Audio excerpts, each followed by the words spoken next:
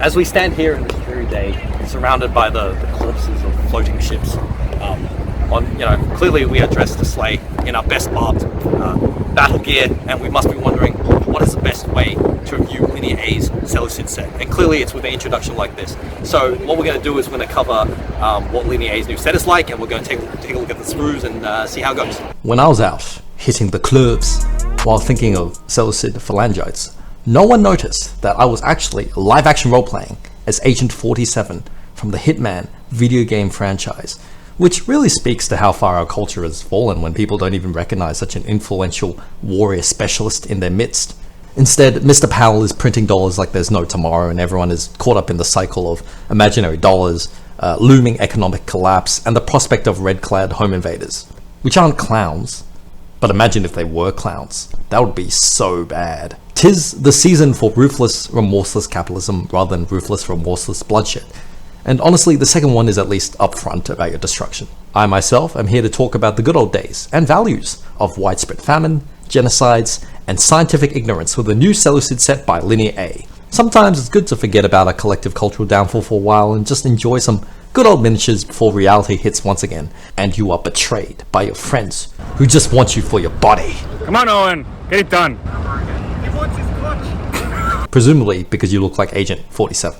He wants his clutch. And so begins a beautiful relationship. He wants his clutch. This Linear A set is from the Hellenistic Diadochi series and contains the Seleucid Infantry Phalanx, as they were during the Battle of Raphia, 217 BC. It comes with 24 figures in 8 poses. For some context, the Seleucid Empire was formed after Alexander the Great died, and all of his generals decided to split and form their own kingdoms, leading to the Wars of the Diadochi and the Epigoni. The Seleucids had the largest Hellenistic kingdom post-Alexander, with its territory formed by most of Alexander's Asian conquests.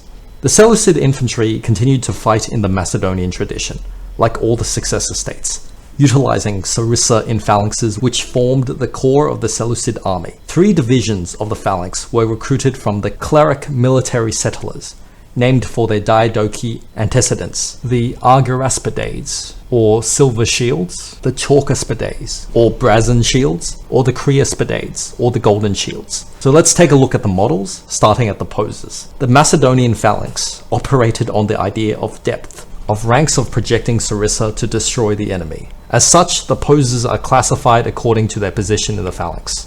You have a model classified as the first rows, one is part of the first or second rows, 4 sculpts from the middle rows, more sculpts, and 2 for the back rows. The angle of their pikes correspond to their relative position. The poses are all very realistic and would be useful for model makers and wargamers.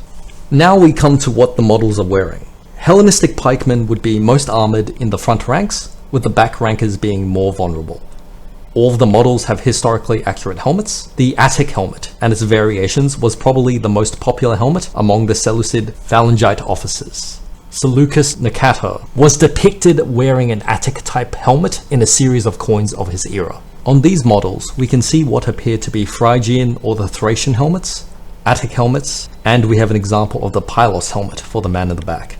Infantrymen could have possibly also worn the Boeotian or Konos helmets, but these aren't depicted here. The front rankers wear chainmail and a muscle cuirass. We have a primary source at the Battle of Beth Zechariah, describing Seleucid troops in chainmail. The other figures appear to wear the linen Greek corselet armor, called a linothorax. One of the figures appeared to be wearing an armor of metal scales, a lamellar armor, which is also accurate. They all wear a tunic beneath that, and almost all of them have a double row of taruges. Some figures wear greaves, some don't, and the historical evidence available is not conclusive enough as to say how widespread greaves were, so this is fine. Now, as we move on to the weapons, I have some quibbles. The Macedonian sarissa was between 4 to 6 meters in length, with the successors experimenting with longer and longer spears. These pikes measure up to 7.4 centimeters, which equates to 5.33 meters in real life, repeating of course, which seems accurate to me.